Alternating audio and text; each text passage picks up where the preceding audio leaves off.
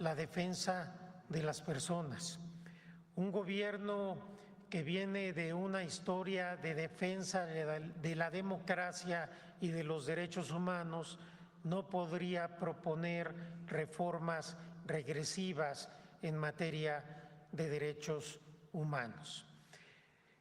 Sin embargo, también hay que tener en cuenta que el juicio de amparo a lo largo de su historia ha venido evolucionando, ha venido cambiando para hacerlo más moderno, más ágil, para responder a las necesidades del momento y también para realizarle ajustes a la ley de amparo que eviten que ciertas personas utilicen una institución tan noble para fines ilícitos o al menos socialmente censurables. Y por eso también en las reformas de amparo a lo largo de los años se han venido haciendo ajustes, por ejemplo, a la figura de la suspensión. ¿Qué busca esta reforma a la ley de amparo? En primer lugar, hacer del amparo, haciéndolo acorde a la exigencia constitucional de la reforma judicial, hacerlo más ágil, acortar los plazos en la tramitación y dar un paso decisivo a la justicia digital. La justicia digital va a ser a mediano plazo una solución muy importante para abatir costos y hacer más ágil el juicio de amparo, tanto al Poder Judicial de la Federación como a los justiciables. Va a ser una justicia más moderna, más cercana, más accesible. Esa es la finalidad primordial del juicio de amparo en esta reforma. Ahora bien, se han hecho algunas críticas que ahora voy a tratar de responder. La primera, se dice que se acota el interés legítimo, es decir, que se está limitando el acceso al amparo, que se está dejando fuera a los intereses colectivos, a las comunidades, a la defensa del medio ambiente. Esto no es así, y tan no lo es que incluso la redacción original del interés legítimo en la iniciativa fue modificada y aclarada en el Senado de la República para que no diera lugar a dudas. El interés legítimo ni se acota ni se redefine, simplemente se establecen en la ley sus elementos esenciales para mayor claridad de la figura. Sigue habiendo una defensa plena de los derechos difusos, de los derechos colectivos del medio ambiente. Esto basta la lectura del texto aprobado por el Congreso para darnos claridad. Se ha criticado también el tema de la suspensión, y en la suspensión se hicieron solamente dos modificaciones, dos excepciones para poder acudir a la suspensión. Recuerdo ustedes que esto también se ha hecho a lo largo del tiempo. Cuando se ha abusado de la institución del amparo para obtener suspensión, para alargar actividades que no era correcto que se estuvieran realizando, se tuvo que modificar el amparo. Así tenemos, por ejemplo, que la ley de amparo vigente establece que no procede el amparo para la continuación de centros de vicio o de centros de apuesta o casinos, o para que no se paguen pensiones alimenticias, entre otros muchos supuestos. En la ley de amparo vigente hay 13 supuestos en el artículo 128 y otro en el artículo 129, es decir, 14 supuestos que el legislador ha decidido a lo largo de la historia que ahí no debe de haber suspensión. ¿Qué es lo que se hizo en esta reforma? Primero, evitar el abuso que se estaba haciendo con suspensiones para dificultar y obstaculizar el combate al lavado de dinero. Creo que todas y todos nosotros podemos estar de acuerdo que una institución tan noble como el amparo no puede servir para defender y proteger a gente que se dedica a lavar dinero y ser parte de la delincuencia organizada. Sin embargo, por criterios, desde mi punto de vista, erróneos, de la Corte y de algunos tribunales federales, se venían levantando todos los bloqueos a cuentas de presuntos delincuentes. Entonces, en la reforma que se establece, si hay un bloqueo de cuentas por la UIF, en principio no procede la suspensión. Pero ¿qué pasa si una persona no forma parte de una organización de lavado de dinero y se le bloqueó su cuenta por error? Tiene la oportunidad, de acuerdo con la ley, de acreditar el origen lícito del recurso y en ese momento se le otorga la suspensión. Pero aún cuando a una persona no se le otorgue la suspensión y quede bloqueada la cuenta, se le permitirá, de acuerdo con la reforma, lo que se llama el mínimo vital, que pueda pagar los salarios de sus trabajadores, sus impuestos, las pensiones alimenticias, etcétera. Es una postura equilibrada de la ley. No se va a afectar a las personas que de buena fe tienen sus recursos y por un error o por alguna otra cuestión se bloquearon sus cuentas, se les protegerá con la suspensión, pero a los que en principio de manera determinante, importante, están participando en una organización de lavado de dinero, pues no se les van a desbloquear las cuentas, porque con estos desbloqueos se pierden esos recursos, no los puede recuperar el Estado, se dificulta y a veces imposibilita el combate al lavado de dinero y esos recursos ilícitos siguen funcionando y alimentando al crimen organizado. Me parece que es claro que la sociedad está interesada que el Estado pueda cumplir con sus fines. El amparo debe proteger los derechos humanos de todas las personas, pero no puede ser instrumento en manos de delincuentes para generar daños a la sociedad. Otro aspecto de la suspensión es que cuando se trata de una actividad federal sujeta a un permiso, a una licencia o una concesión, y la persona no goza con este permiso, licencia o concesión, pues no puede tener la suspensión. Esto es muy obvio, porque la suspensión del amparo estaría sustituyendo a una licencia, a un permiso o una concesión que le toca otorgarla a una autoridad federal. Como pueden ver, no hay nada de qué preocuparse en la suspensión. Las personas podrán seguir disfrutando de este beneficio cuando haya un acto que consideran arbitrario de la autoridad en defensa de sus derechos humanos, utilizarán el amparo y tendrán la suspensión.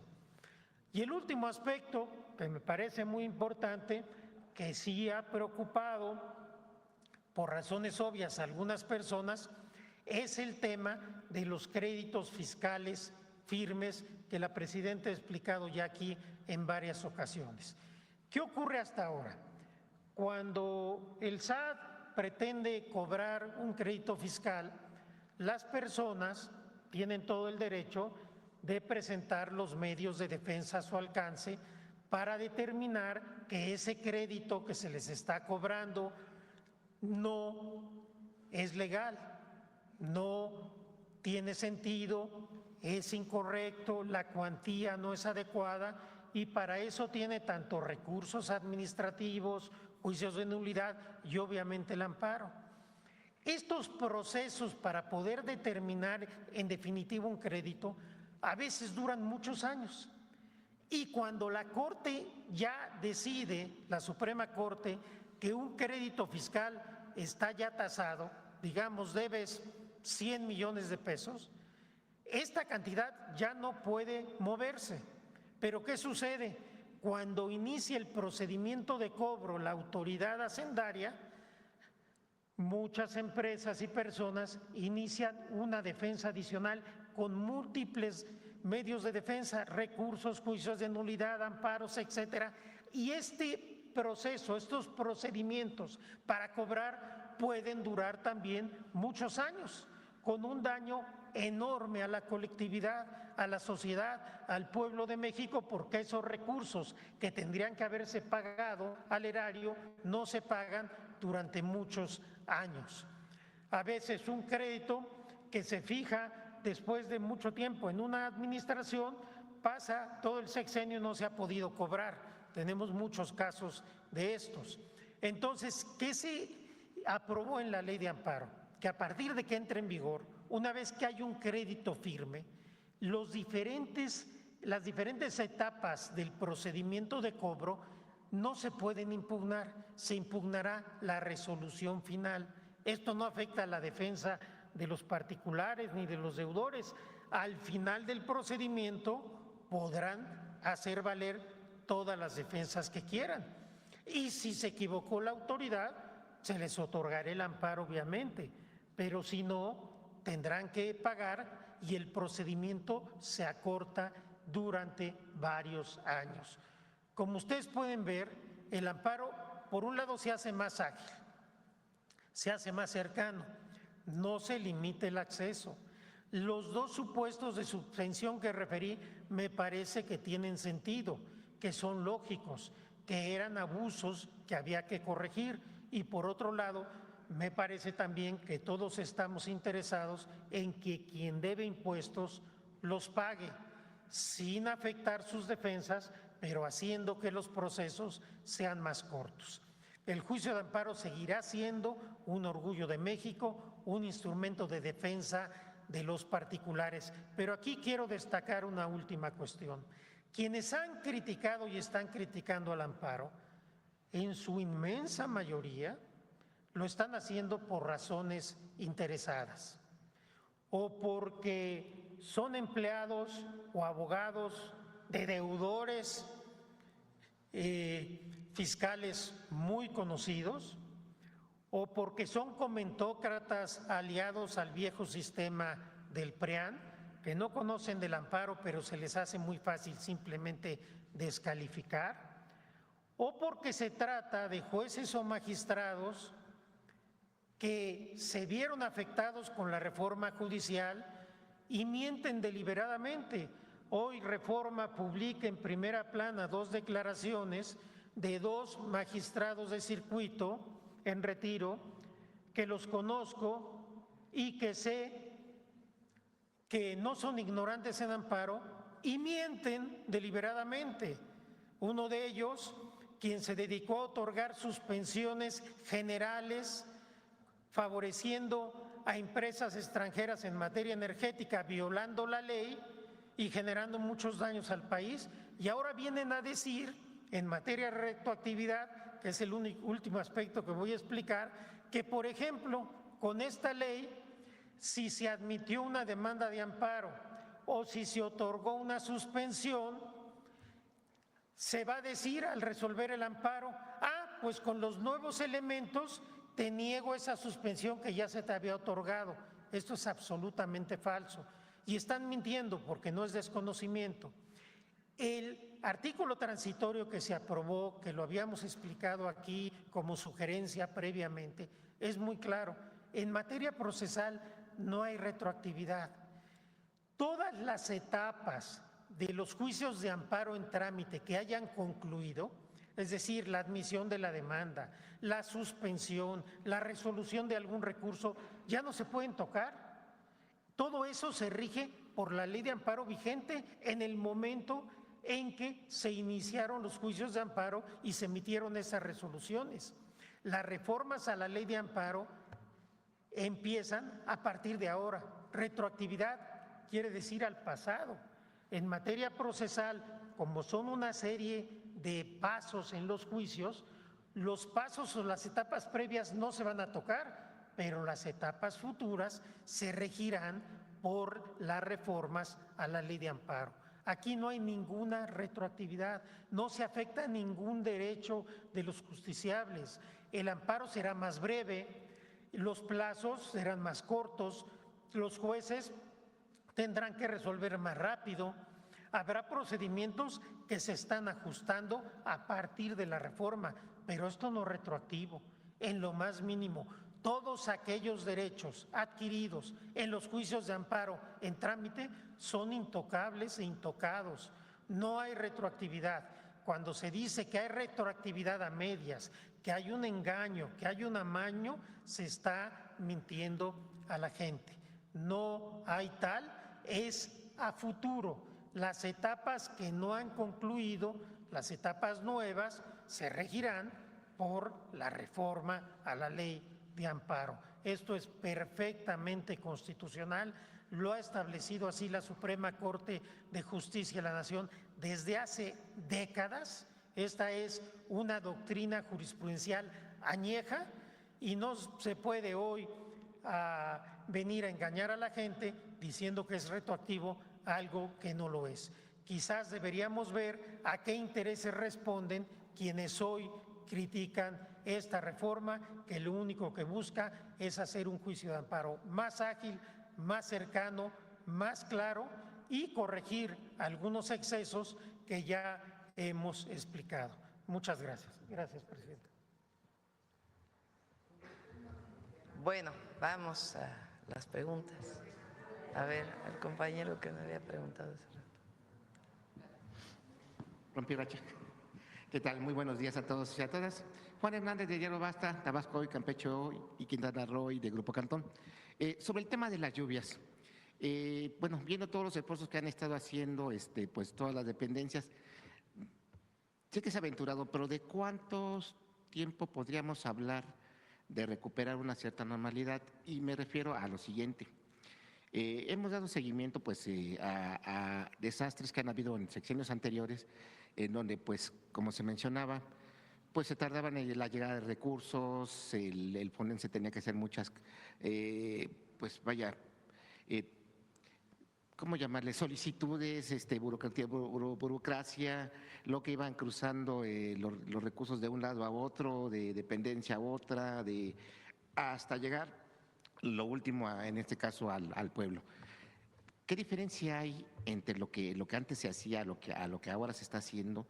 Si estamos hablando prácticamente de que pues en menos de una semana se ha dado atención a 5 estados en donde pues sí les cayó duro la lluvia, pero así como les cayó duro la lluvia, también se está haciendo dando una respuesta fuerte a ayudar a los que menos ahorita están, a los que menos tienen y a los que están en situación vulnerable. Ahora traen la nueva, ¿no? Porque cada día todos dicen lo mismo, los comentócratas, ¿no? Se ponen de acuerdo, yo creo que tienen un chat y todos dicen lo mismo, todos y todas. Es que había un chat impresionante. Probablemente es un chat que alguien ahí dice, ahora esta es la línea, porque de otra manera no se podría explicar. Ahora dicen que el FONDEN era un instrumento integral para atención de desastres. Falso, mentira. El FONDEN era un esquema burocrático, tardado y corrupto, con todas sus letras lo digo. Ayer me enseñaron, lo vamos a preparar para la próxima semana, cómo durante ciertos periodos se inventaban declaratorias de emergencia por ondas de calor. Y casualmente estas fechas estaban asociadas a periodos electorales. Lo vamos a presentar la próxima semana, las corruptelas del FONDEN, durante diversos periodos. Es falso que era un sistema integral. Hay recursos, hay gobierno y hay ayuda y apoyo al pueblo. Eso no había antes. Hoy tenemos en un sistema de información cada punto en donde las carreteras están afectadas, o los caminos alimentadores, caminos municipales, estatales o federales. Tenemos un plan para ver cómo vamos a restablecer las comunicaciones, sea primero a pie y después ya de manera vehicular. Plan para cada punto. 1000 máquinas trabajando en los 5 estados para limpieza o para reapertura de caminos. 40 y ¿cuántos helicópteros? 41. 47 helicópteros de defensa, de marina de los estados. Muchos estados han colaborado, muchos gobiernos de los estados han colaborado. Si tienen helicóptero lo han enviado para poder tener puentes aéreos para que las comunidades aisladas tengan alimentación, tengan agua. Revisión de las escuelas. A mí me tocó cuando entré al gobierno de la ciudad que los seguros para arreglar las escuelas del sismo del 17 todavía ni siquiera habían hecho el diagnóstico de las escuelas dañadas. Estábamos hablando de más de un año después. Aquí ya el seguro ya está escuela por escuela visitando para poder tener los recursos para poderlas reactivar, además de lo que estamos haciendo de limpieza. Censos. Ya están los compañeros de bienestar hasta en los lugares más apartados caminando para poder hablar casa por casa de cuáles fueron los daños y que puedan salir lo más rápido los recursos. CFE, por cierto, afortunadamente tenemos una empresa pública. Si el sistema eléctrico estuviera privatizado, jamás se estaría haciendo lo que hace CFE. La convicción, la entrega, el sacrificio de los trabajadores, las y los trabajadores electricistas es algo extraordinario. Imagínense, 60 plantas de emergencia eléctricas de la propia Reserva Estratégica de CFE para poderlas llevar a las comunidades aisladas en helicóptero para que puedan tener luz. Si fueran empresas privadas ya estarían preguntando cuánto va a costar antes de hacer los apoyos. Que por cierto, aquí también quiero agradecer a muchas empresas privadas, muchísimas empresarios que de manera desinteresada están apoyando o con despensas o con equipos, o también hay que hacer su reconocimiento. Entonces, no solamente se está atendiendo en todos lados, sino que hay un plan y hay recursos. Ahora dicen, no, es que el problema es que no hay una estrategia integral. Y antes sí la había, antes sí la había. ¿Cuándo? Que me digan un lugar de reconstrucción. Bueno, les pongo el sismo del 17. Yo era delegada de Tlalpan, más rápido hicimos el programa de reconstrucción en la alcaldía de Tlalpan que lo que se hizo a nivel de la ciudad, que gobernaba Mancera, y a nivel federal, que gobernaba Peña. Entonces, hay programa, hay plan, hay estrategia, hay atención y la gente, nadie se va a quedar desamparado. Les pongo el ejemplo del Otis. Fueron 16,000 millones de pesos que se distribuyeron de manera directa a todas las personas que perdieron su vivienda.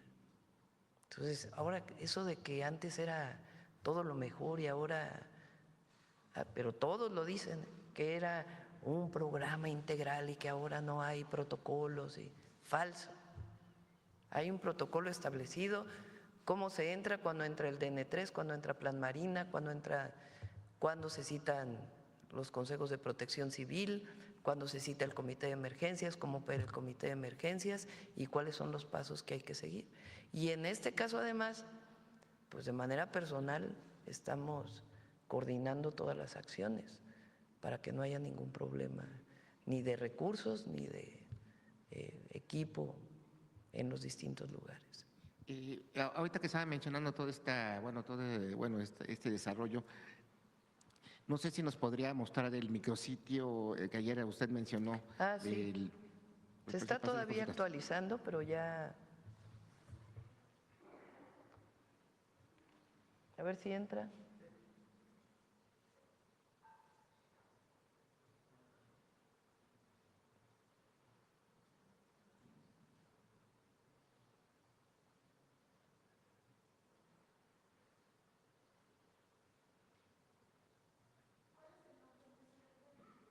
¿Pueden poner otra vez el...?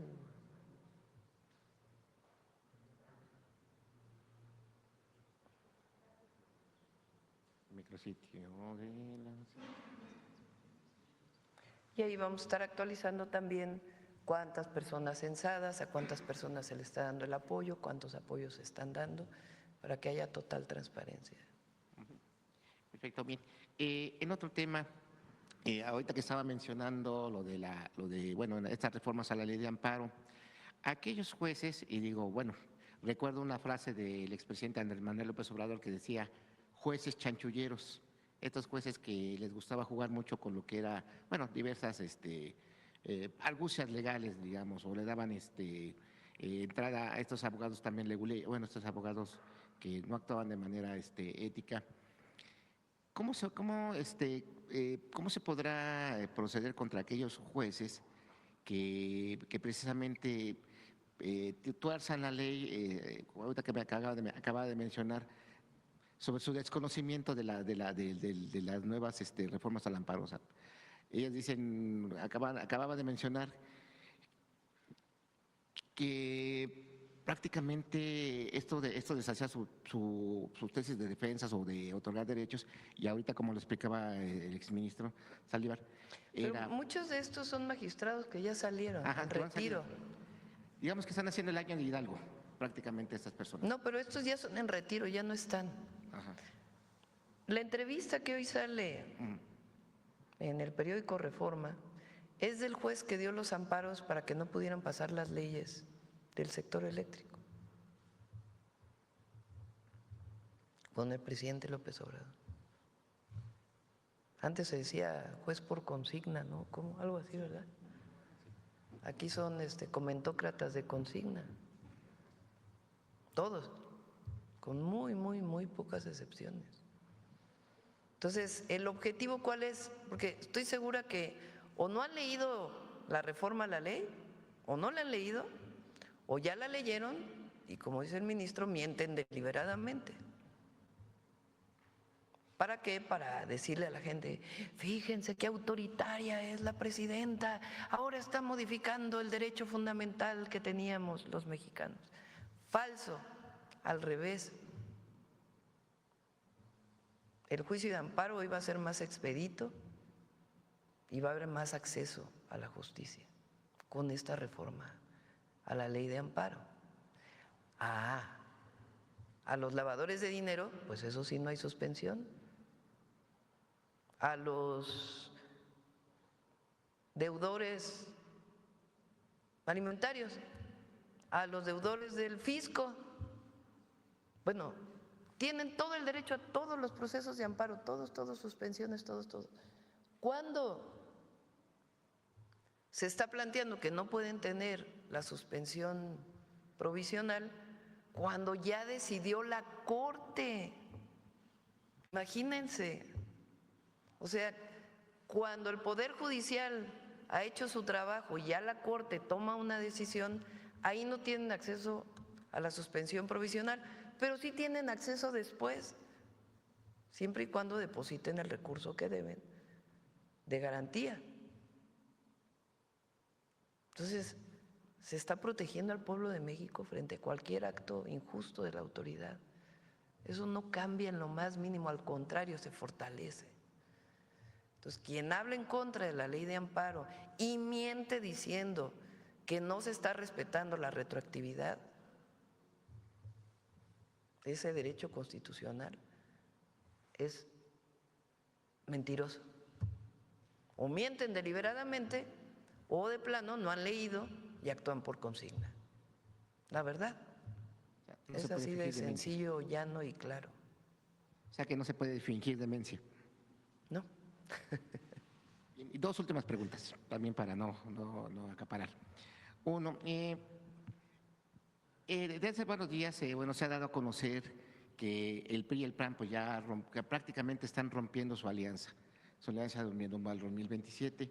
Y bueno, llama la atención que el PAN ahora, en su nueva, digamos, refundación, pues va a someter a los candidatos a encuesta, va a realizar recorridos entre la gente, va a escuchar a la ciudadanía. Digo, bueno, eso me suena algo como que parecido, ¿no? No sé, de elegir a candidatos por encuesta y es que se está escuchando a la gente. Pero más allá de todo eso, bueno, ¿cuál sería su opinión referente a esta ruptura de alianza, según para ya no estarse contaminando de la figura de Alito Moreno, sino ya ahora sí refundarse? El PRIAN, porque es el PRIAN, porque gobernaron 36 años igual,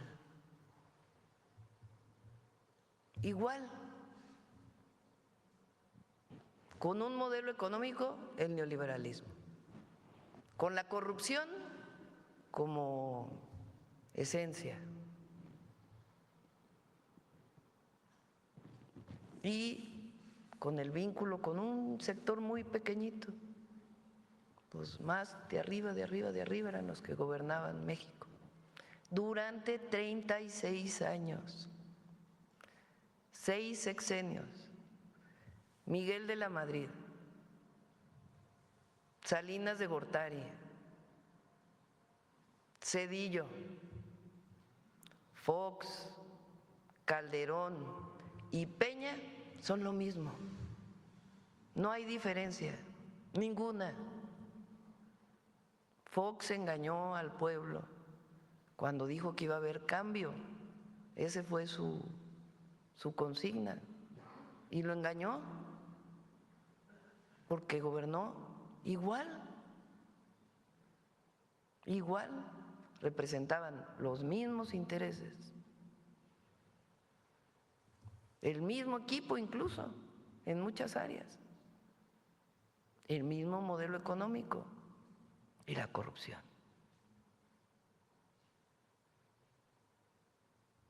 Y el pueblo abandonado, olvidado. 6 sexenios de gobiernos del PRIAN, gobiernos neoliberales y corruptos. Lo mismo. 2018 el pueblo de México toma la decisión, porque fue el pueblo quien tomó la decisión, de que las cosas cambiaran profundamente. Y llegó la cuarta transformación. Y podrán decir lo que podrán decir, pero lo cierto es que 13.5 millones de mexicanos salieron de la pobreza, disminuyó la desigualdad y la gente que no tenía que comer hoy tiene recursos. Los programas de bienestar, 850,000 millones de pesos destinados de manera directa de apoyo al pueblo, sin intermediarios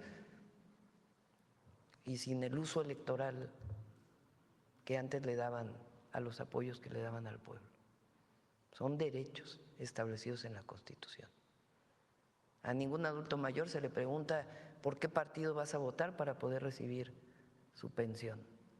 Es universal. A ningún joven de preparatoria se le pregunta por quién vas a votar para que yo te pueda dar este apoyo. A los damnificados, que antes llegaban las canastas con logotipos del candidato, del partido, de las despensas. Se les apoya a todos, consensos universales, sin escatimar a nadie ningún apoyo. Llegó la transformación en el 18 y el pueblo volvió a decidir por la transformación en el 2024. Y el apoyo popular que tiene el gobierno tiene que ver con que la gente sabe que hubo un cambio verdadero, de fondo, profundo, radical. Ahora, pues ya están diciendo, no, es que el PRI ya murió. Está en calidad de zombie. Y entonces, los mismos de siempre, pues ahora están buscando cuál es la alternativa al movimiento de transformación. Y entonces dicen, no es, o sea, porque se quieren lavar la cara, ¿no? Pero todo representan lo mismo. Entonces ahora están buscando la alianza entre el PAN y Movimiento Ciudadano, el MACPAN. Es decir, el PRI ya, pues ya es que ya murió, ahora vámonos por otro lado para una alternativa. Entonces, ¿quién es el PAN? ¿Quién dirige hoy el PAN? El cártel inmobiliario, los corruptos del cártel inmobiliario, hay que decirlo con todas sus letras. Y ahora resulta que el PAN, que siempre defendió principios de lo que se llama la derecha, el conservadurismo, en alianza con Movimiento Ciudadano, que son supuestamente progresistas. Bueno, ¿pero qué es? Pues la representación de los intereses del viejo régimen. En realidad es eso. Son dos proyectos de nación, siguen siendo dos proyectos de nación. Más allá de que ahora digan, el PRI ya, como ya está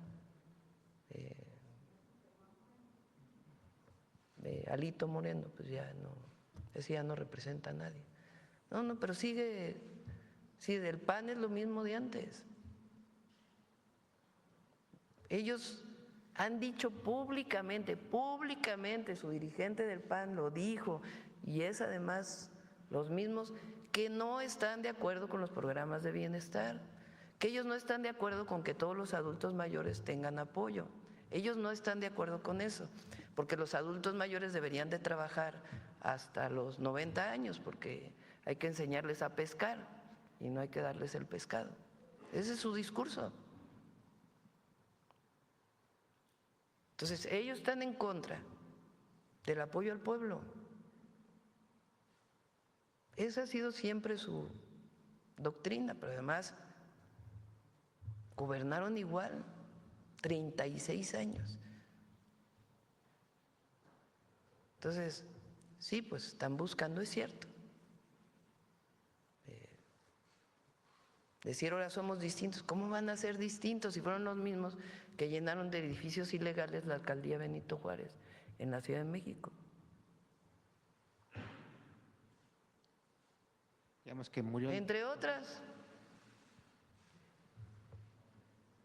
Calderón y la guerra contra el narco. Eso es eso. Entonces son dos proyectos, aunque le quieran cambiar ahora de nombre. Que siga la transformación o regresar a la corrupción. ¿Se puede decir que murió el PRIAN y nació el MACPAN, entonces? Así. Es lo mismo, pero el PRIAN sigue siendo, porque ahora ya se están reagrupando. Y si no, que digan lo contrario. Y bueno, finalmente, no sé si nos podrán dar algún informe sobre el ataque que ayer hubo ahí en Tijuana, a ver si tendrán algún reporte de… Sí, le pedimos al Gabinete de Seguridad, lo informaron hoy en la mañana, y que ¿No le puedan dijeron dar más información. algún avance, algo que… y sobre Pueden todo dar que más emitió una alerta información el la Gabinete embajada? de Seguridad. Sí. Ya todo. Gracias.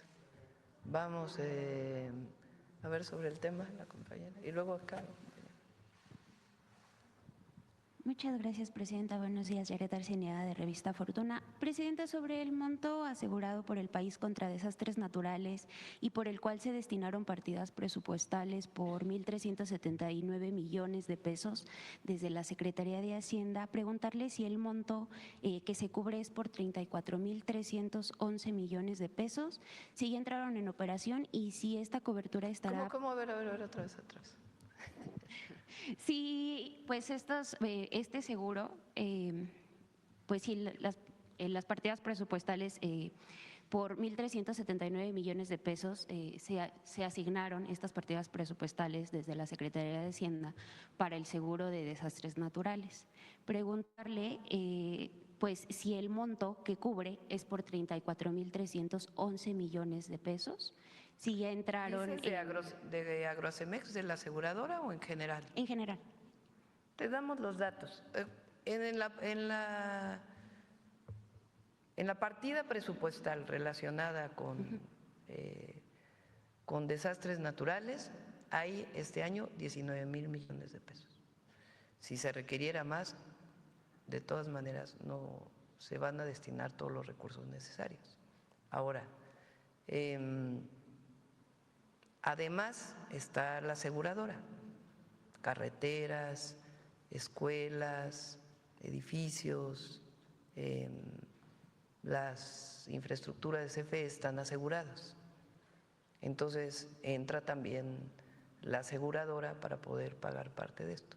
En esto de los 34,000 preguntamos a Hacienda para que nos dé más información. Este monto, esta cobertura, también preguntarle si estará apuntalada por los seguros que hubieran contratado los gobiernos estatales en donde se registran impactos. Gobiernos estatales también tienen seguros, por ejemplo, el seguro del gobierno de la ciudad incluso en algunos casos incluye apoyo a la ciudadanía. Aquí no, aquí los seguros se contratan para todo lo que es la infraestructura pública y el apoyo a la ciudadanía ya se da a través de la partida presupuestal de apoyo a la ciudadanía en caso de desastres naturales. Muchas gracias, Presidenta. En otro tema, respecto a las reformas a la ley de amparo, Fitch Rating advirtió que estas modificaciones aumentan el riesgo regulatorio y pues limitarán suspensiones y afectarán a la inversión. Sin embargo, esta calificadora pues no considera en sus evaluaciones la propia minusvalía que provocan las propias empresas o al propio Estado mexicano cuando incumplen sus obligaciones financieras.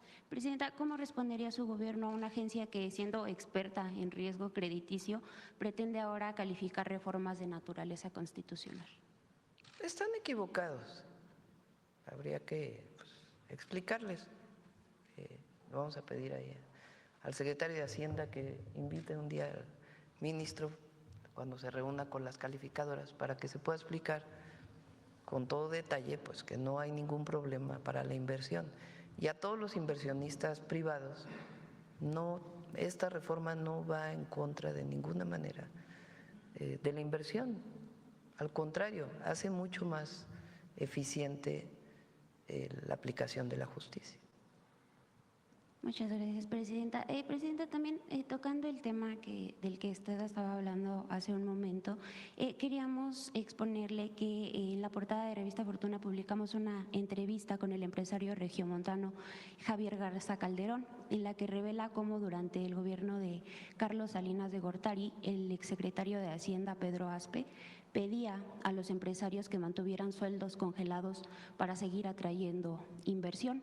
También nos dio a conocer cómo desde ese gobierno se impulsó la participación de sectores como el de bebidas azucaradas a través de la inversión de Grupo Visa, y a pesar de que muchos de sus accionistas estuvieron en contra, lo que generó pues 30 años de crecimiento exponencial en el consumo de refrescos que ahora pues dañan la salud de los mexicanos.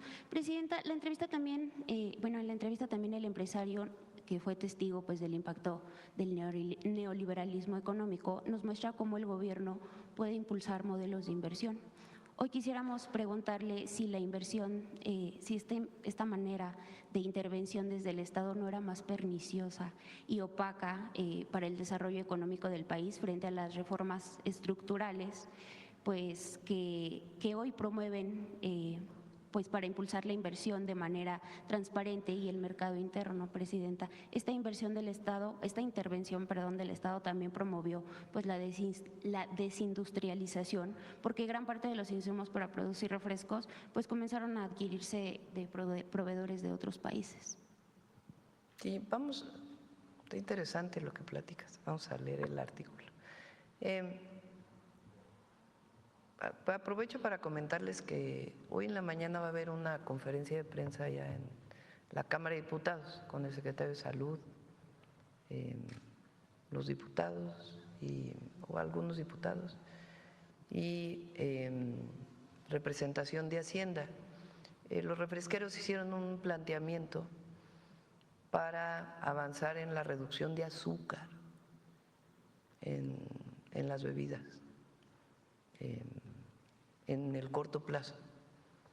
Entonces, van a hacer algunos planteamientos de un acuerdo que es para beneficio de la salud de los mexicanos. No quiero adelantarlo porque apenas ayer en la noche se llegó a un acuerdo. Y es importante porque finalmente lo que nos interesa pues es la salud. Entonces se mantiene una buena parte del IEPS que se había planteado, pero hay un reconocimiento de los refresqueros de que es indispensable bajar el contenido de azúcar en las bebidas azucaradas. Entonces a las 10 va a haber 10, 11 por ahí, va a haber una conferencia de prensa sobre este tema. Ahí lo pueden ustedes preguntar, va a ser con ellos, con la Cámara o la asociación. Es un trabajo que se vino realizando de Secretaría de Salud, Hacienda, de un planteamiento que hicieron ellos. Entonces, es bueno pues porque hay, lo que buscamos pues, es que el contenido de azúcares en los refrescos baje, que es lo que hemos estado planteando. Entonces, va a haber esta información en un ratito. Y que sepan los empresarios, lo dije hace unos días que estuvieron aquí los del Foro Económico de Davos en la ciudad, que nos visitaron. México está abierto a la inversión y todas estas modificaciones que se han hecho no impiden de ninguna manera, eso no limita la inversión privada. Eso sí, lo que buscamos es que haya bienestar para el pueblo, cosa que antes no se buscaba. Fueron 36 años de entreguismo y de mucho dolor del pueblo de México. 36 años sin aumentar el salario mínimo. Y además con el cuento de que iba a provocar inflación. Y que querían mantener la inversión, presidenta. Sí. Entonces, llamar, pues, esta idea de que vengan a invertir a México porque aquí hay mano de obra barata, porque esa era la consigna. No, vengan a invertir a México porque aquí las y los mexicanos somos trabajadores. El exsecretario es de un gran Hacienda país, les decía que no subieran país los… extraordinario. Vengan a invertir, pero también cuiden el medio ambiente. Vengan a invertir y que haya buenos salarios para el pueblo de México. Vengan a invertir en aquellos lugares en donde hay agua si tienen gran consumo de agua. Es decir, vengan a invertir, pero que sea con beneficios para todos. Por el bien de todos, primero los pobres, es por el bien de todos, primero quien menos tiene. Muchas gracias, presidenta. Finalmente, preguntarle qué está pasando con los medicamentos que se venden a través de plataformas como Mercado Libre y Amazon. Al parecer estamos frente a un problema de control sanitario porque, de acuerdo con expertos en transporte de medicamentos, se estaría perdiendo la trazabilidad de estos medicamentos sin cumplir las normas que deben cumplir todos los que venden los medicamentos. Presidenta, preguntarle, ¿existe algún proyecto desde el sector salud para que estas plataformas de venta en línea se hagan responsables de la calidad de los medicamentos que venden y pues que se entregan a los pacientes? El transporte desde pues los laboratorios hasta los centros de salud ha sido uno de los mayores desafíos pues para el gobierno federal desde pues hace ya varios años. Las cadenas de farmacias tienen que cumplir pues con los requisitos sanitarios mientras los llamados marketplace pues venden medicamentos sin controles sanitarios. Vamos a pedirle a COFEPRIS que nos haga una nota sobre esto. Muchas gracias, presidenta. Buen día. Compañero.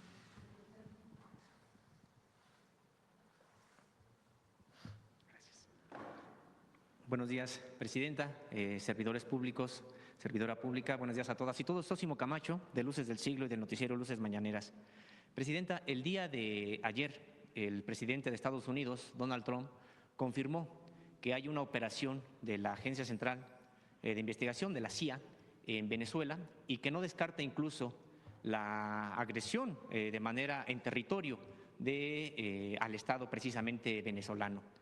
Presidenta, durante mucho tiempo la CIA y un gobierno estadounidense pues no reconocían siquiera que hubiera alguna intervención. Hay que recordar lo que pasó en Chile con Salvador Allende y muchos años después reconocieron que ellos habían intervenido para derrocar a un gobierno democráticamente electo.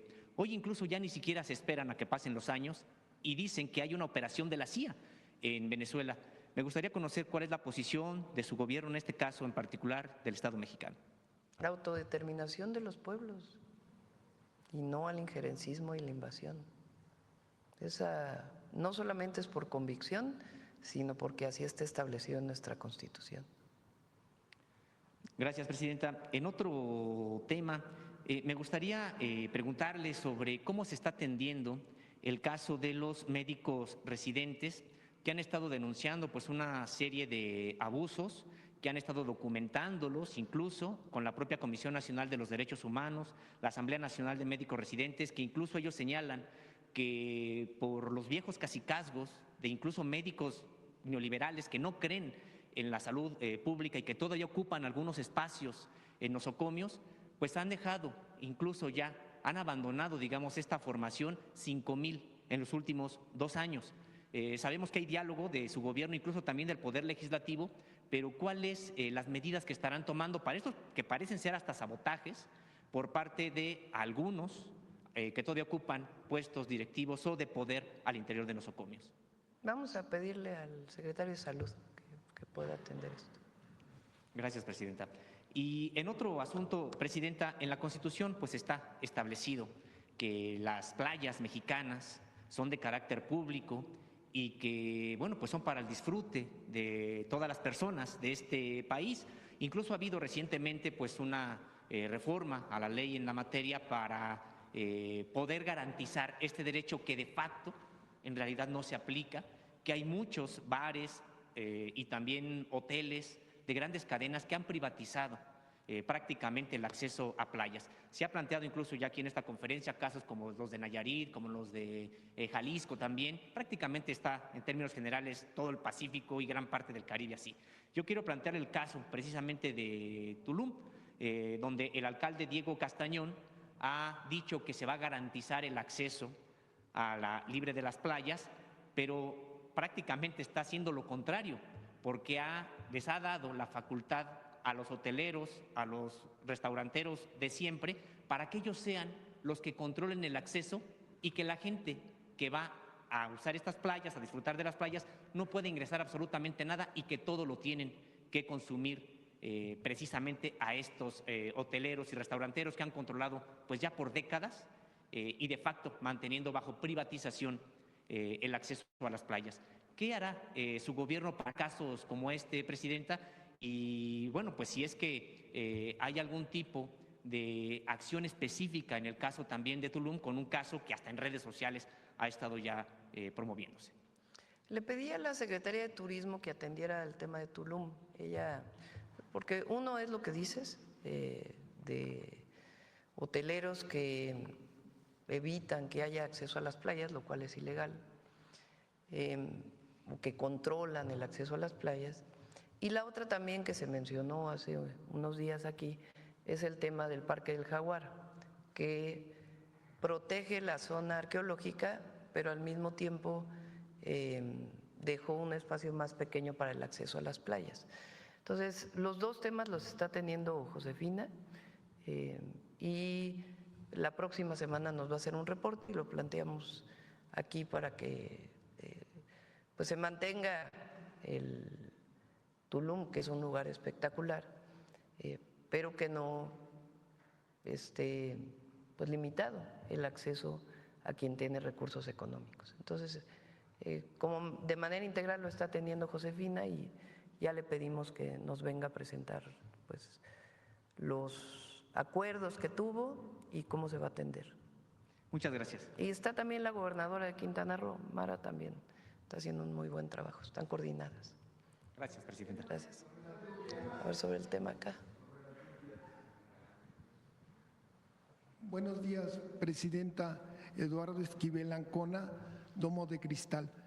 Le quisiera preguntar en los criterios generales de política económica del 2026 que se hicieron este año, se tiene contemplado 4 bonos catastróficos para estos eventos naturales y para tener dinero. Se compraron los bonos catastróficos por $595 millones. Estos bonos, y se tiene contemplado que es, en el C de este bono catastrófico, si es por el Atlántico, el evento,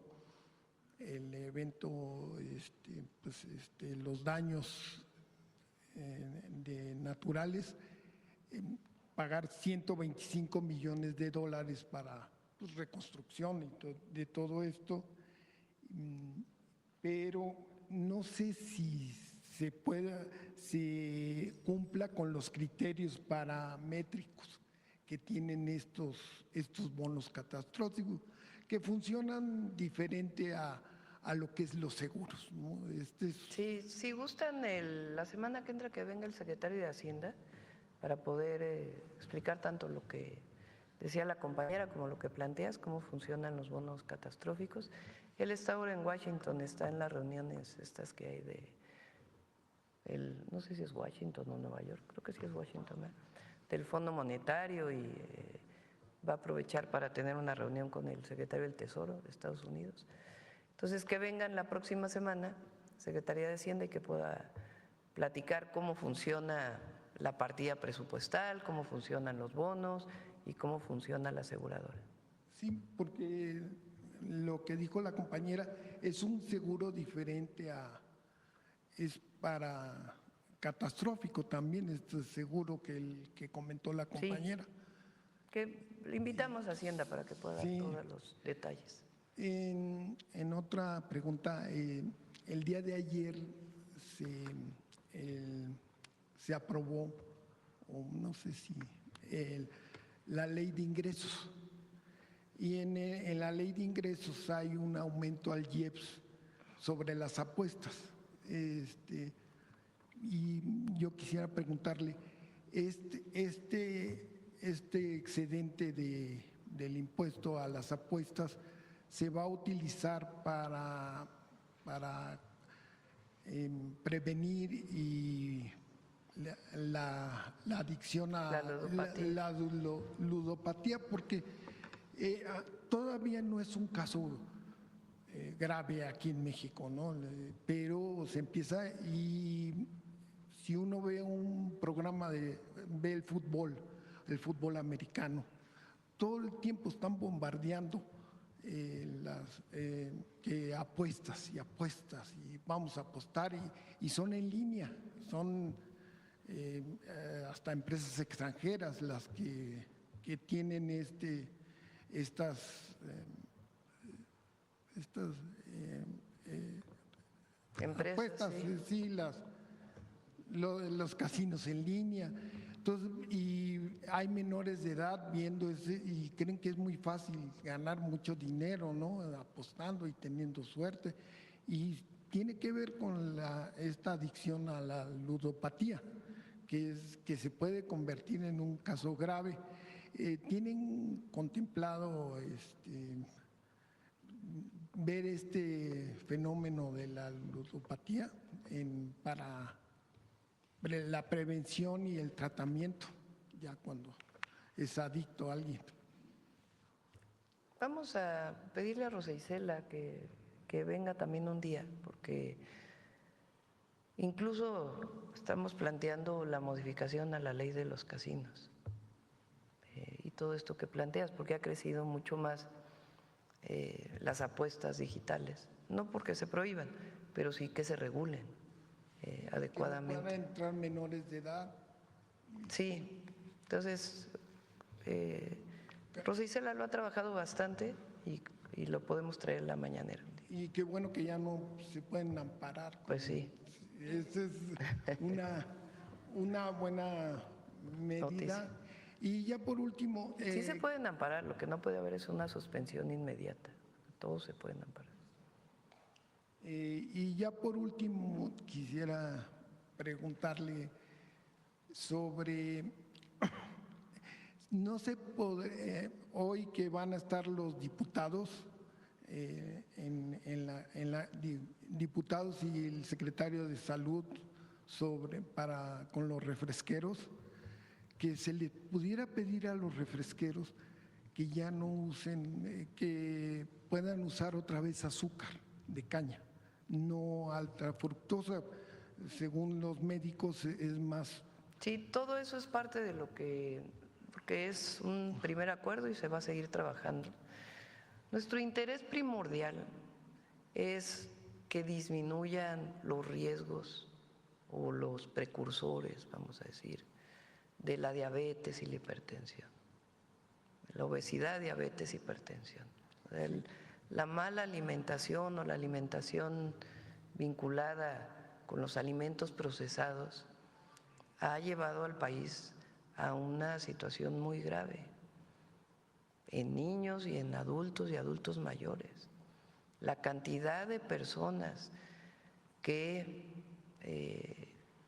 tienen que hacer hemodiálisis y una de las causas es la diabetes, la hipertensión vinculada con una mala alimentación, pero mala alimentación vinculada con los alimentos procesados, pues es algo que entre todos tenemos que atender. Obviamente el gobierno, pues nosotros no podemos pensar que en 30 años, en 20 años, es decir, el uso de los hospitales, particularmente especialidades, se ha incrementado producto del aumento de la hipertensión y la obesidad y la diabetes en el país. Entonces, en todos estos alimentos procesados, no quiere decir que se prohíban, ni mucho menos, pero tiene que haber pues una buena alimentación y al mismo tiempo, porque no es un asunto de recurso económico. Entonces, quien produce refrescos, pues tiene que asumir que tiene que haber una disminución de las azúcares y al mismo tiempo lo que tú mencionas, del excesivo uso también de la fructosa. Sí, lo que pasa… A ver, compañera, es que está preguntando acá, ahorita te damos la palabra. Lo que pasa es que los cañeros… Sí, ahora hay un problema de varios productos, no solamente la caña, de disminución del precio del azúcar, maíz, es decir, el año que entra va a haber mucho más oferta y por lo tanto hay una disminución de muchos de los granos. Y está trabajando el secretario Verdeguer sobre ese tema. Ayer, cuando estuvimos en el Ivo, aterrizamos justo en un ingenio y los cañeros me decían, ayúdenos a atender este problema, y sí, se está haciendo un programa integral. No tienen dónde venderlo. Muchas gracias, presidenta. Bueno, a ver, la compañera nada más que era sobre este tema y regresamos acá. Presidenta, precisamente sobre el IEPS, que se está agravando los impuestos para buscar más la salud, hay una,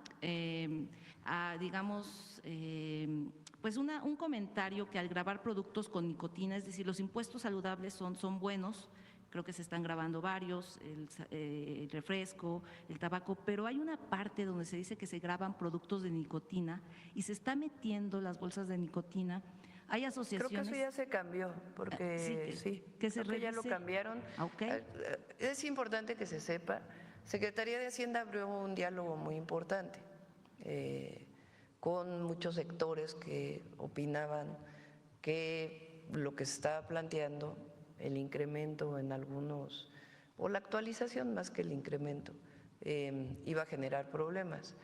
Y se escuchó, se consultó con Secretaría de Salud, etcétera, y en algunos casos hubo algunas modificaciones. Sí, sobre todo las bolsas de nicotina, no es con la industria, más bien es con algunas asociaciones que alertan que si graban productos de nicotina se meten otros productos en donde podría ser, digamos, como regularizar de manera indirecta las bolsas de nicotina que están se pueden usar por estudiantes de secundaria. No, de pero bachillerato. no tiene nada Sí, que ver. claro. Sí. Y solo al respecto también, la Ley General de Salud, con el expresidente Andrés Manuel López Obrador, se añadió el artículo 200 bis que prohíbe los aceites trans, y las grasas trans, los aceites parcialmente hidrogenados. Esta reforma establece que los alimentos no pueden exceder 2 gramos de grasas trans de producción industrial por cada 100 gramos de grasas totales.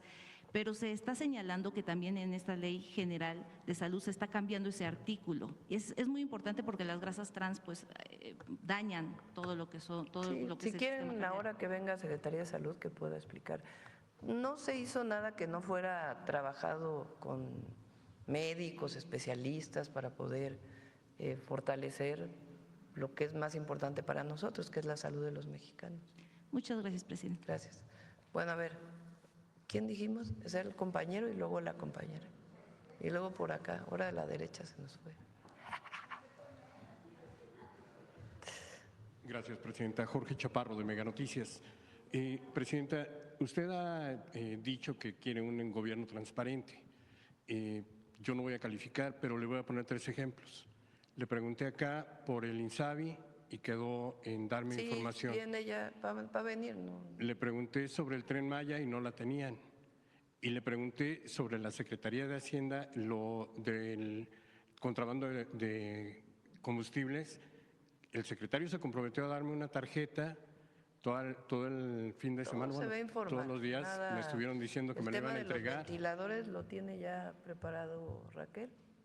Pues que esta semana pues vinieron lo de las lluvias Claro. y decidimos dedicarle más tiempo a esto, pero todo se va a informar. Y también quedó usted en el compromiso de que nos iban a entregar una lista sobre los Sí, los financiamientos. financiamientos, Sí, Eh, todo se va a informar. pero no tenemos fechas, presidente. Sí, pero todo se va a informar. Nada escondemos. Bueno, sobre el contrabando de combustible le quisiera preguntar, hay mucha información, incluso ya congresistas norteamericanos, que señalan que México ha estado enviando petróleo a Cuba. Preguntarle si en la Eso no colaboración… es, discúlpeme con todo respeto, ¿cómo le llamaste a eso? ¿Contrabando de combustible? No, estoy hablando perdón. Sí, son dos cosas muy distintas. Sí, en esta colaboración que México tiene con diferentes países en América Latina, México ha estado proporcionando combustible a Cuba. ¿Cuánto le estamos proporcionando a cambio de qué o cómo se entrega este combustible a Cuba? Sí, es compra de combustible, como compran otros países. Ahora hay un excedente de diésel particularmente y se está exportando. Y así como, primero, la ayuda humanitaria, en cualquier caso México siempre la va a dar. Siempre. A Cuba y a otros países que lo necesiten. Esa es nuestra esencia, el humanismo, siempre. Ahora, hay contratos. Por ejemplo, los médicos cubanos que están en México tienen un contrato muy transparente que se paga por la estancia de los médicos aquí. ¿Por qué se hace? Por necesidad de México. Porque durante años se cerró la puerta a la formación de especialistas y generosamente vienen a apoyar a las comunidades más alejadas, por cierto. Entonces, son contratos que se hacen y se dan, y además hay ayudas humanitarias. Se lo pregunto porque hay un congresista norteamericano de Miami que advierte que esto podría afectar la negociación del TEMEC. No, no va a afectar nada. Estados Unidos sabe que México es un país independiente, libre y soberano, y que las decisiones que tomemos pues son decisiones soberanas. Y la relación con Estados Unidos está muy bien, muy bien. Ayer me reportó Juan Ramón de la Fuente de su reunión con el secretario del Departamento de Estado. Fue una reunión muy amable, muy cordial. Ya puede venir él también a informar. Se fijaron fechas. Fue la última reunión de seguridad fue en Estados Unidos. Ahora van a venir a México a darle continuidad. Y también en el tema comercial El secretario de Economía va esta semana y también la próxima para poder cerrar pues el número de planteamientos que tenía Estados Unidos sobre lo que ellos llaman las barreras comerciales, que ya prácticamente todas están saldadas. Entonces no hay ningún problema.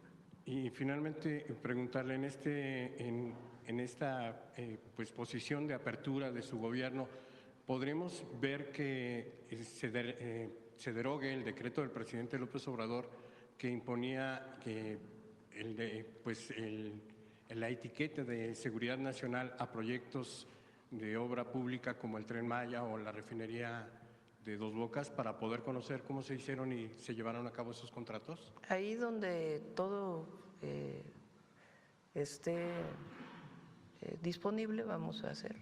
Es información que tiene el ejército, pero que tiene esta salvaguarda y por eso no se puede acceder a ella. Todo va a ser transparente, todo va a ser transparente. ¿Usted la quitaría esta salvaguarda? Sí, pues vamos a ver exactamente conforme a qué fue el decreto y hasta donde se necesite dar toda la información a la gente. No tenemos ningún problema en dar información. Gracias. Sí. A ver, breve acá y luego vamos a darle a quien no ha preguntado, al compañero allí. Bueno, buenos días, Presidenta. Shaila Rosagel, corresponsal de Grupo Gili, El Imparcial de Sonora, La Crónica de Mexicali y Frontera de Tijuana. Es una pregunta nada más, Presidenta. Es sobre los casos de gusano barrenador que se encontraron en Nuevo León, que ya van 2. Bueno, después de esto, la secretaria de Agricultura de Estados Unidos, Brooke Rollins, dijo que la frontera se va a mantener cerrada y ha declarado que México no ha implementado los controles adecuados para el movimiento de ganado ni ha mantenido las trampas de mosca según lo que se acordó. Bueno, después de esto se detectó otro caso en Querétaro. Entonces preguntarle, ¿qué opina de esto que dijo la secretaria? Es decir, si hay alguna nueva información sobre la apertura de la frontera que se pueda compartir. Usted había comentado que era tentativamente para noviembre. Entonces preguntarle y si se hizo algún compromiso de reapertura. Y también otra pregunta sobre este tema, sobre la planta de mosca estéril. Preguntarle, Presidenta, expertos dicen, médicos expertos, que es muy importante esta planta para poder parar la plaga o controlar la plaga del gusano. Entonces, ¿para cuándo se tiene prevista? Si nos pudiera compartir un poco. Sí, vamos a pedirle a Julio Verdeguer que informe hoy y que venga. A ver, ya son varios, ¿no? A ver, vamos a hacer el recuento. Dijimos Raquel Buenrostro, tiene pendiente venir. Salud, por todas las preguntas que se hicieron ahora. Hacienda y Turismo para lo de Tulum y Julio Verdeguer para todo este tema. Lo programamos para, además de la información que damos, que vengan a dar todas estas Ayer respuestas. sobre los recursos que habló de que ya se estaban dando recursos para los estados que ganaderos. Sí, para los 3 estados. Para Sonora, no sé si tenga algún dato de cuánto recurso ya se está dando para allá. Sí, lo informamos, no lo tengo en este momento, pero son 2 tipos de apoyo, un apoyo para cabezas de ganado, otro para alimentación y el de la infraestructura para los centros integrales de producción de carne. Que Julio venga a informarlo con todo detalle. Que lo informe Julio Verdeguer para no decirte algo que no sea lo correcto. Que él habló ayer con la secretaria. Sí. Bueno, a ver, vamos por acá, ¿no? El compañero que casi no ha preguntado. Gracias, Presidenta. Buenos días. Luis Alberto Medina, director de Proyecto Puente Multiplataforma en Sonora.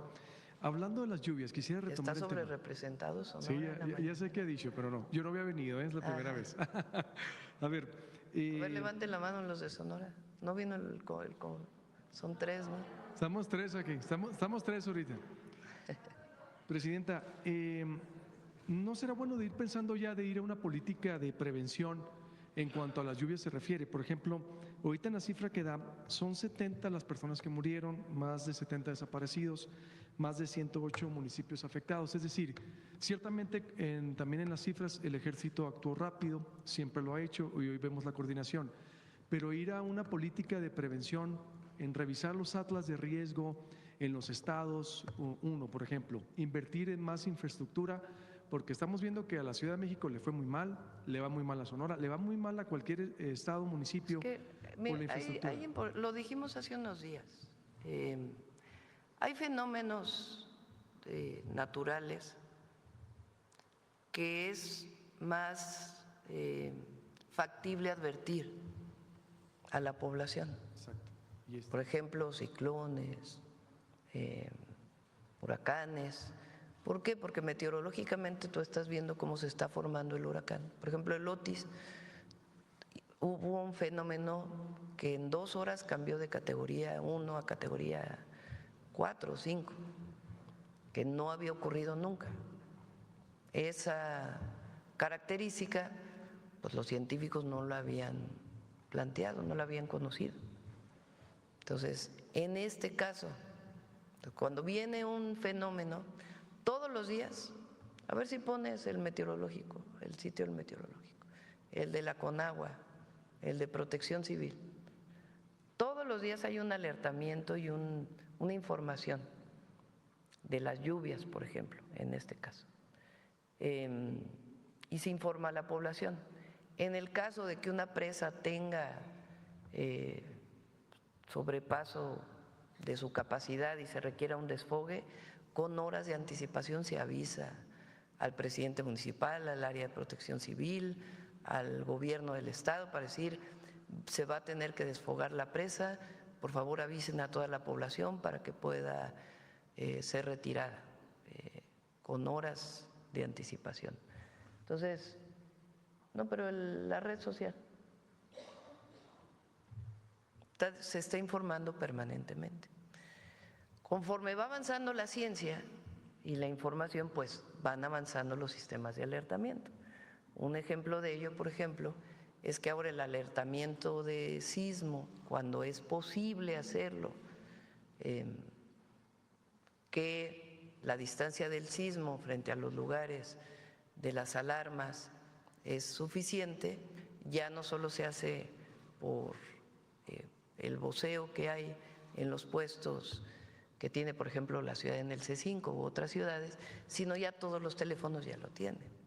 Ahora estamos buscando que haya este tipo de alertamientos. Ahora, estas lluvias que no había habido, no se tiene registro del daño y la cantidad de lluvia que cayó en tan poco tiempo, es muy difícil de pronosticar. Muy difícil. De tal manera, se puede saber, va a haber lluvias de tanto a tanto milímetros y se avisa, se informa. Pero si sobrepasó por el fenómeno natural esa condición, pues es muy difícil que pueda haber el alertamiento. Ahora, carreteras, por ejemplo, en la Huasteca, nunca había ocurrido una situación como la que estamos viviendo ahora de tanto deslave en esas carreteras. ¿Qué estamos planteando? Por ejemplo, la carretera Huejutla-Tamazunchale. Eso nos va a ayudar a que haya mucho más comunicación de la Huasteca hidalguense hasta San Luis Potosí. Entonces, por supuesto que estos fenómenos nos informan y nos dan herramientas para fortalecer todo el sistema de prevención. Pero también es importante que se sepa que la ciencia llega en este momento hasta un límite en el pronóstico del clima y de los fenómenos meteorológicos y sus impactos. Exactamente, precisamente porque las Mira, lluvias por son ejemplo, con agua, clima. Muy buenos días, te informamos en nuestro video pronóstico las condiciones meteorológicas que el Sistema Meteorológico Nacional pronostica para este día en México. Ese es de hace 2 horas. Y ahí viene, ¿dónde va a haber lluvias? ¿De qué tamaño? De 50 a 75 milímetros, de 25 a 50 milímetros, de 15 a 25 milímetros. Y son probabilidades. Pues no puedes tener la certeza de que en efecto va a caer esa cantidad de lluvia en esos estados, pero es un sistema de alertamiento del Meteorológico Nacional que informa permanentemente. Cuando esto puede llegar a una situación mayor, pues hay un alertamiento mucho mayor. Pero los municipios, los estados están vinculados con todos estos sistemas para poder tener información. No, sin duda, pero como dice, exactamente, las lluvias cada vez son más agresivas, son impredecibles, la ciencia se rebasa por la recurrencia y daña toda la infraestructura de pues la mayoría de los municipios. Lo vemos en los baches, lo veo en la debilidad de las carreteras. No hace falta revisar, para cerrar el tema, el Atlas o invertir más en infraestructura que sea más resistente. Las dos cosas, las dos cosas. Ahora lo dijo Jesús, hay un sistema en ingeniería que se llama periodos de retorno, que se usa para edificios, se usa para puentes, se usa para distinta infraestructura. Ahora los puentes se van a construir con periodos de retorno de 1000 años. Normalmente se construyen para 100 años o en algunos casos para menos años. ¿Qué quiere decir? ¿Cuándo se estima la probabilidad de que vuelva a haber una lluvia como la que tuvimos ayer? Entonces, todo esto informa. Todas las normas de construcción que hay en la Ciudad de México, por ejemplo, en la zona metropolitana, pues tienen que ver con adecuaciones que se hacen a las normas de construcción a partir de determinados sismos. El sismo del 17 fue completamente distinto a los sismos que había vivido la ciudad en años anteriores. El epicentro fue en otro lado, cómo se distribuyeron las ondas también. Entonces, a partir de ahí se hicieron nuevas normas y eso es lo que se tiene que hacer a partir de estos fenómenos e invertir y fortalecer los atlas de riesgo, en efecto. Si eso garantiza 100% que ya no va a haber afectaciones, lamentablemente no, ayuda a disminuir las probabilidades de afectaciones. De acuerdo. Así funciona, así es como la ciencia se va desarrollando a partir de esta situación. Entonces, de esto, pues evidentemente se va a hacer una revisión en Protección Civil de todo lo adicional, pero ya Infraestructura, Comunicaciones y Transporte ya está tomando medidas para la construcción de nuevos puentes. Los nuevos puentes de Guerrero ya se están construyendo con otra perspectiva de cómo se construyeron en el pasado. Hablando de agua, Presidenta, en la Ley de Aguas Nacionales que presentó, interesante, usted lo dijo en campaña incluso que iba a reordenarse o la propuesta era poner un orden en la distribución del agua. Se prohíbe ya que los privados vendan concesiones o los derechos de uso. ¿Quiere decir que el Estado, por ejemplo, hasta dónde se va a meter para ordenar el agua? Hay un estudio que hizo… No, todo eso sigue en pie. O sea, lo que ya no se permite es que haya o lo que ya no se va a permitir, esa es la propuesta, pues depende de lo que vayan a aprobar diputados y senadores, que en el caso privado, cuando haya una concesión de agua, el privado pueda transmitir sus derechos de agua a otro privado a partir de una venta. Tiene que regresarse a la Conagua y reconcesionarse con un sistema mucho más expedito. Hay un estudio de Hermosillo, ¿cómo vamos? Una organización apartidista de Sonora que hace estudios muy importantes y, por ejemplo, detectaron cómo en Chile hay un mercado de venta de agua, es decir, no sé, la agricultura, la industria que más gasta que en el país, que si una población no tiene agua, pueda venderlos. En este caso, el Estado pudiera hacer eso, que los que usan más el agua puedan vender agua a otras personas. Eso ocurre ahora. La Conagua le concesiona pozos, agua en bloque a los estados y a los municipios. Y el municipio cobra el servicio del agua por llevar el agua de un lugar a otro. Eso existe, eso no cambia. Está vigente, ¿se puede hacer entonces Lo eso? que no se puede hacer, a menos que haya algo específico, es que la concesión que tiene un privado, sobre todo en los distritos de riego, hay distritos de riego de muchos recursos que tienen concesionada agua potable. Cuando es un distrito de riego, no paga el agua, no paga los derechos de agua, porque se considera que es algo prioritario, la producción de alimentos. Pero resulta que ese distrito de agua se lo está vendiendo a un municipio. Entonces, ¿para quién es el beneficio de lo que vende los agricultores? Para el agricultor. Pero el agua es un bien nacional. Entonces, ¿cómo se va a enriquecer una persona que no paga derechos de agua por venderle agua para consumo de agua potable a un municipio? Lo que se está diciendo, el agua que no use el distrito de riego tendrá que regresarla a la Conagua y la Conagua concesionarla directamente al municipio. ¿Sí se entiende? Sí. Entonces, eso es lo que se está planteando en la modificación a la ley de aguas. Que es la Conagua la que va a poner orden ahora. Es decir, Sí, y también en coordinación con los organismos de agua potable de los estados y los municipios. Dos temas más rápidamente, Presidenta. Hablando de agua, en Sonora hubo una marcha este fin de semana histórica. Se está haciendo una consulta, van a hacer una consulta ustedes sobre las presas, como lo ha dicho, pero la gente salió a manifestar y decir, pues, estar en contra de las presas. La mayoría de los pobladores no quieren las presas, incluso están denunciando presuntas irregularidades para que se construyan. ¿Qué le diría a la gente si temen de que se quiera imponer Primero, el proyecto? es falso que hay irregularidades, absolutamente falso. Ni siquiera todavía se está construyendo. Entonces, va a haber una consulta. Una consulta. ¿No se va a imponer la consulta? Es decir, Va a haber una consulta. Sí, Y pero en la ¿no se van a imponer consulta se va a resultados? definir si se hace esas presas o bajo qué condiciones se hacen las presas. Hay un problema grave de falta de agua en Hermosillo. Así es. No hay muchas opciones para poder abastecer de agua a la ciudad de Hermosillo, que ha ido creciendo, por cierto.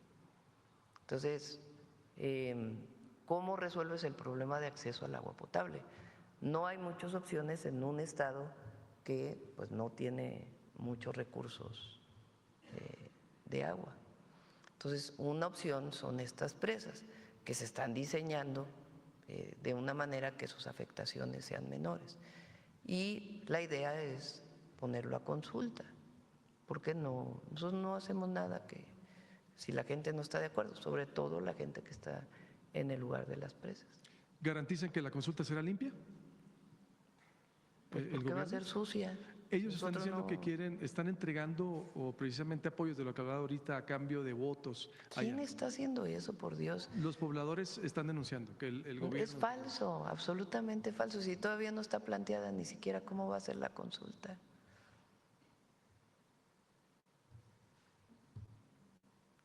Garantizan entonces la limpieza. Pero no es limpieza, se va a garantizar que se haga una consulta abierta, transparente. Si nosotros no, todavía la Conagua ni siquiera tiene planteado cómo va a ser la consulta con el gobierno del estado. Entonces todo esto pues, es también parte de todo lo que viene para después en Sonora. Recuerden que ahí hay mucho tema político, particularmente en la ciudad de Hermosillo. Por último, litio, no sé si puede informar ahorita o después, ¿qué ha pasado? Ya no sabemos nada, era un proyecto que… Sí, cómo muy no, ambicioso. informamos, ya está otro ¿En qué nivel pendiente, está? lo de Todavía litio. sigue operando la oficina. Sí, ¿Perdón? Sigue operando la oficina, está abierta todavía porque ya no se sabe nada de Sí, las y actividades. están trabajando sobre otros temas, no solamente el litio. El litio, sigue vigente Sí, entonces sí, el sigue proyecto. vigente, sí. Muy bien. Cerramos, ya es retarde, 9:40, ahora sí nos pasamos. Vamos, mujeres en la historia. Afectaciones de lluvias. Preguntarle la nueva cifra de desaparecidos y de muertos, por favor. Sí, está en el sitio, sí me lo puedes dar.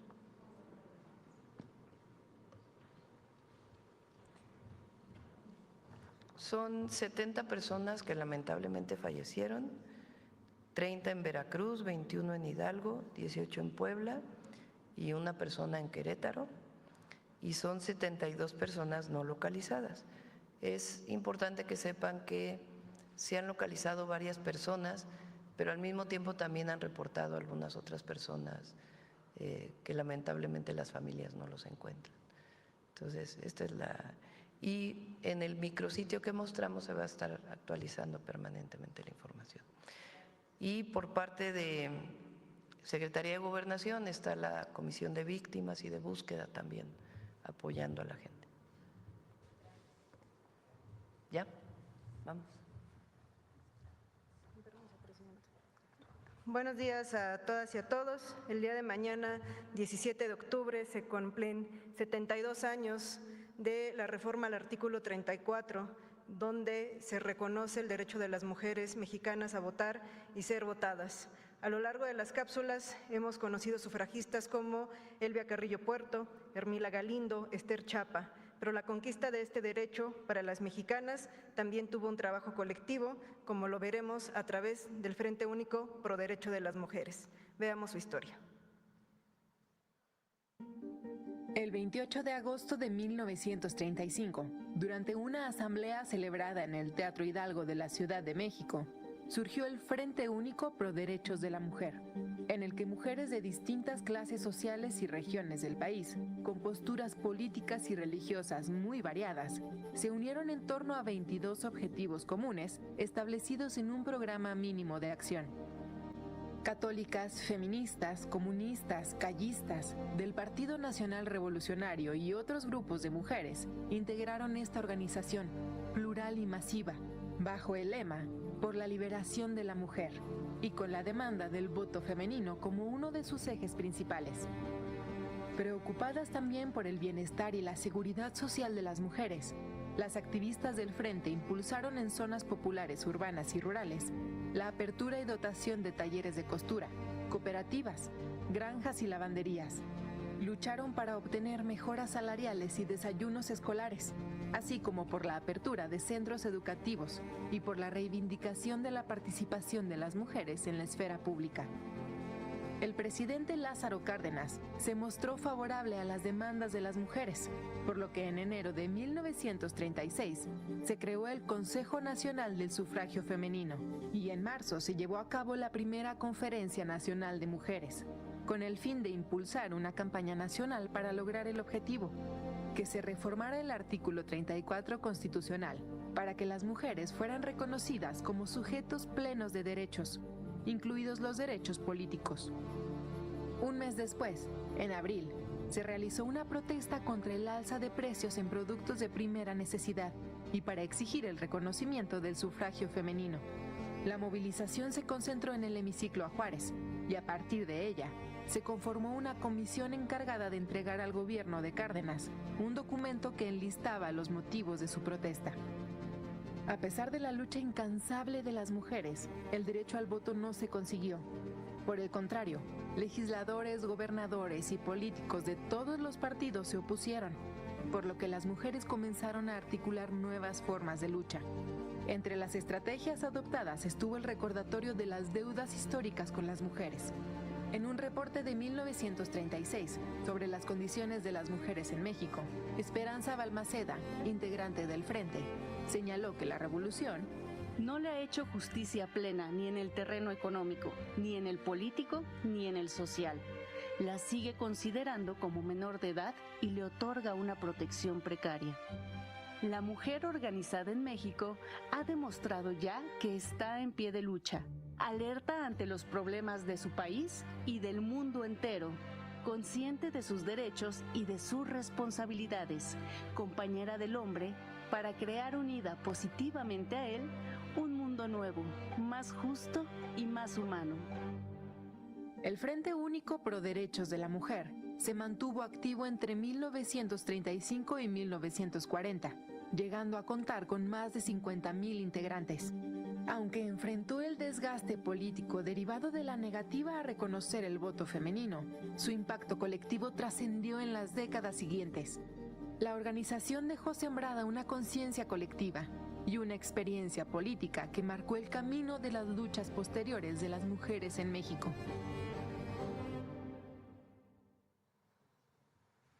Solemos pensar que la primera mitad del siglo XX tuvo como lucha solamente el movimiento sufragista, pero no fue así.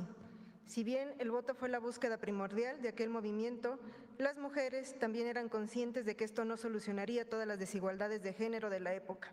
Al contrario, el movimiento feminista y del Frente se preocupó por cuestiones más amplias respecto a las condiciones de vida de las mujeres y de las clases populares. Por ejemplo, en el programa se posicionó en los siguientes aspectos. El Frente: contra la carestía de los artículos de primera necesidad, a igual trabajo, igual salario, contra los descuentos a los sueldos o salarios de la mujer, por el cumplimiento de la ley del trabajo en todo lo que la beneficie y la modificación a fin de hacer compatible su trabajo con la maternidad, por la incorporación de la mujer indígena al movimiento social y político del país, por tierras sin limitación para las mujeres del campo, por una amplia cultura para la mujer, por el amplio derecho del voto para la mujer y por el derecho a ocupar puestos en elección popular. Fueron algunos de sus primeros postulados. Como podrán ver, muchas de estas demandas, afortunadamente, las vemos materializadas las mujeres en la actualidad. Muchas gracias.